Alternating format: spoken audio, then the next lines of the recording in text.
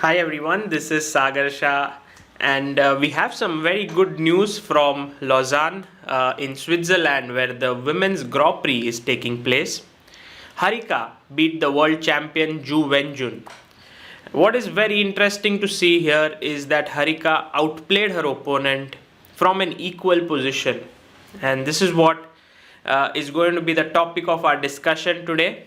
There are 10 points at stake today, so get ready, be prepared for thinking out a bit. It's not a very tactical game, but there are a lot of positional decisions to make. So, if you are good to go, let's begin. It was a Petrov, Harika was white, Wenjun was black, and Harika played knight c3, just wanting a game, not playing into the theoretical lines. She played bishop b5, bishop b4, castles, castles, bishop into c6, d into and d3. Well, for sort of a good pawn structure, white has given up his bishop pair, and at the same time he's created a threat to take the pawn on e5. So black has to do something about it. Wenjun just defended with bishop d6. Now knight to e2, pretty normal and logical move. Knight h5 in this position, and white went knight to g3. Here black could go knight f4, but well, it doesn't change much, because if knight f4 I go c3 with the idea of d4.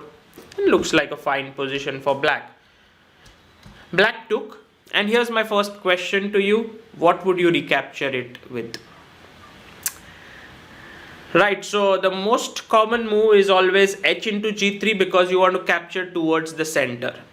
In this case, this turns out to be not the best, because let's say after bishop g4 there are other moves as well. I think black is doing fine. The bishop is well placed here. Next you can play queen d7, try for f5 if possible. The right move is f into g3, and you get 1 point if you found this move. Not only do you open the f file for the rook, but also later you can go knight h4, knight f5.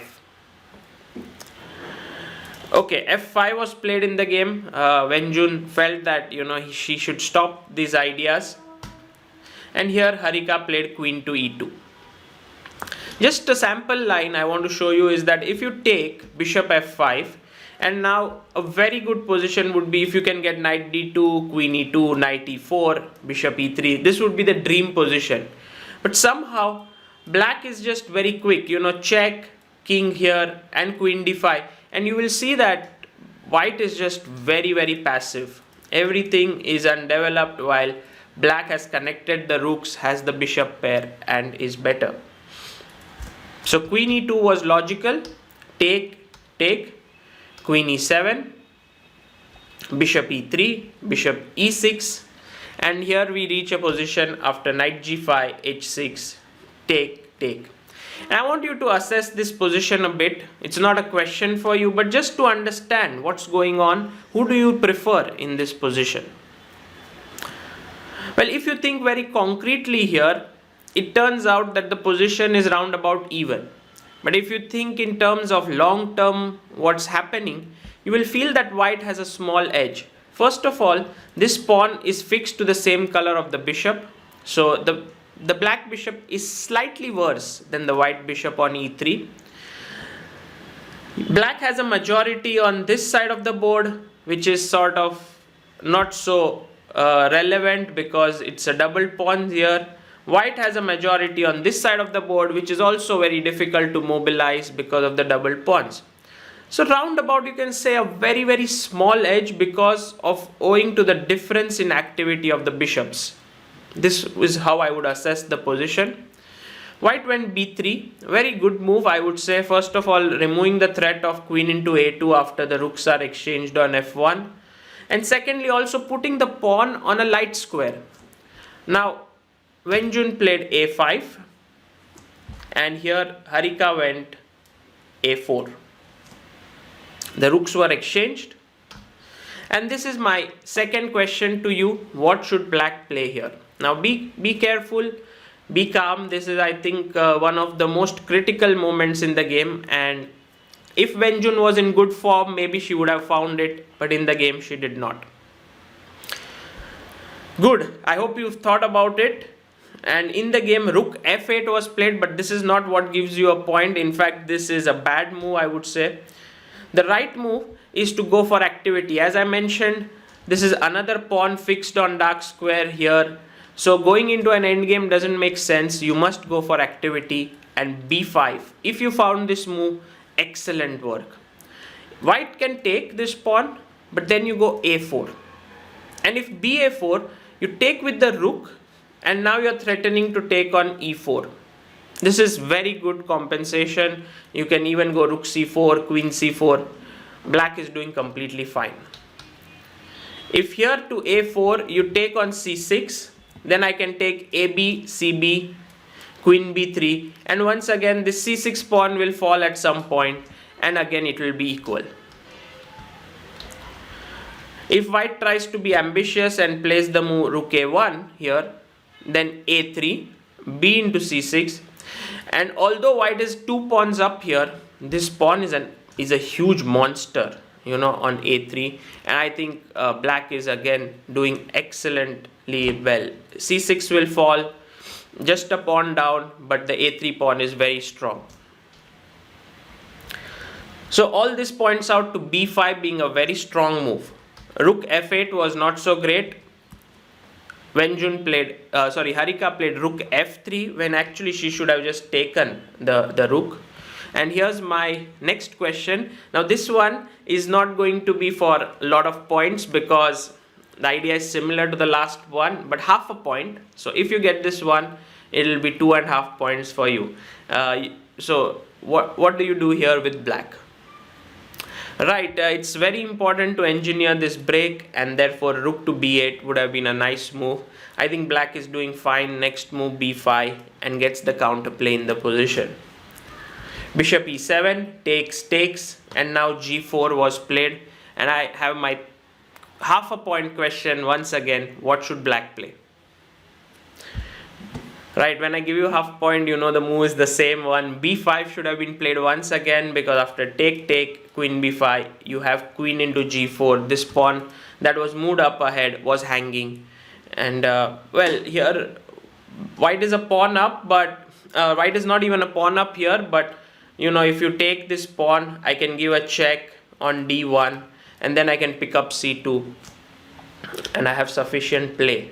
So bishop e7 was played. h3, b6, king h2, bishop g5, and now bishop f2. Keeping the bishops makes sense because, as we have discussed, black has a sort of bad bishop in the position because his pawns are on the same color. This would be around drawish. So bishop f2, queen d6, and now h4. It made complete sense to play bishop d2 and fight on in this position. It would have been around even, let's say slightly better for white, because the computers assess this as even, but let's say after queen f3, I don't see it to be completely trivial. Bishop d2, I can think of queen f5. I have some play here. But queen d2 is a big blunder, and actually with a good strong engine you can figure out that this is completely winning for white. But here starts our main test, sort of. You have got already 3 points. Now the fourth question for the 4th point: what should white do here? Now Harika played this phase of the game excellently well right until the win, so let's see if you can emulate her. Well, for all of you who found the move bishop g3, well done. You need to push this bishop to c3 where it won't be well placed.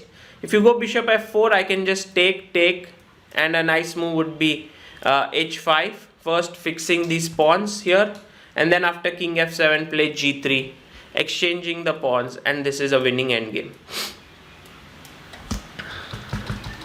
So you have to play bishop c3. Now here if you went h5, this is not the most accurate, because after king f7, bishop g3, king e6, the bishop remains on this diagonal and the king is just in time to protect the pawn on e5. So first bishop g3, and now after bishop c3 is my next question for the fifth point. What would you do here? Right, you need to fix the pawns on the dark squares. h5, excellent move, fixing these two pawns on the same color as the bishop. King f7, and now for the sixth point, what do you do again? Come on, think hard, play like Harika.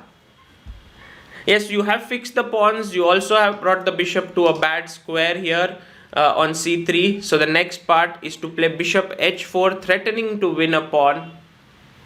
So black must go king e6, and now for the seventh point, what do you do? Because if you go bishop d8, I will just play king d7 and I'll stay put. So therefore the right move is to play g5, and you will see how white has mobilized his kingside majority and undoubled his doubled pawns. Excellent play. Bishop d2, gh, gh, king h3, bishop c1, and I would like you to take some time here and try to figure out the fastest way for white to win.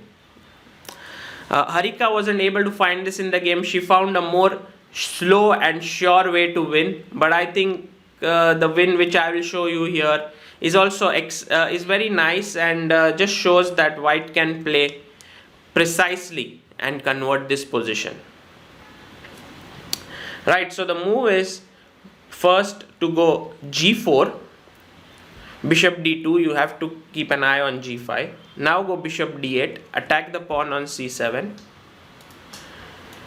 king d7, bishop f6, attacking the pawn on e5, king e6, and now go for the move g5.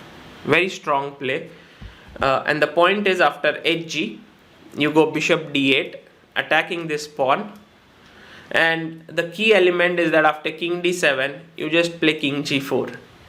It doesn't matter if you lose the bishop, the pawn is queening. So this is known as converting an advantage into a win, and you can only do so if you are concentrated and if you can calculate well.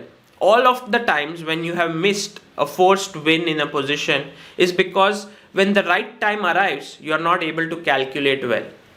In this case, g4 with the idea of bd8, bishop f6, g5, bishop d8 and king g4 was the winning idea. Okay, Harika played king g4, not a bad move. She first improved her king. She got it all the way to d3 and c4.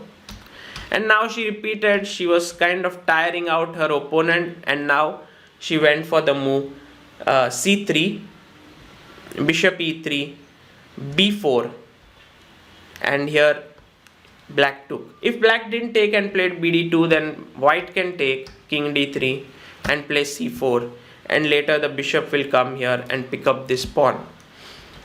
So AB, AB, AB, CB, BD2, BD8, king D7, bishop F6 and BG7. Now the bishop is nicely placed, attacking this pawn, also the pawn on E5, so the king is fixed over there.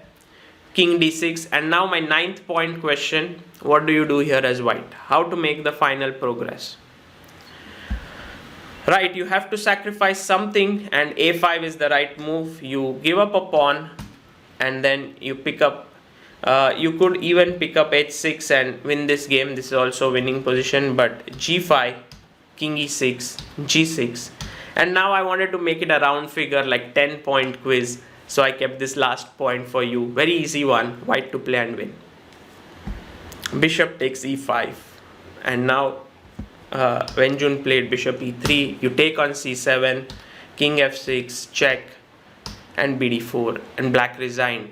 A great game by Harika. I would say she completely outplayed her opponent in the bishop endgame.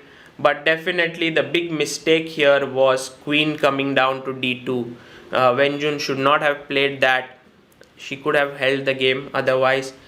But there are few things to learn. When you are slightly worse, it is important to be active And this is what we learned from this position, where black should have played the move b5 and would have got a great position. And instead of rook f8, again here should have gone rook to b8, threatening b5. So all these missed chances, even here b5 would have given black a good position. So Harika is now 2 out of 3, also in joint lead with 3 other players. The Humpy is not playing in this event because she will be playing in the last leg of GP. Everyone has to play just 3 events. So Humpy will play there, and Harika is playing here, and hopefully she will win this event. I hope you enjoyed this game. Let me know in the comment section how many points you scored out of 10, and see you soon with another interesting game.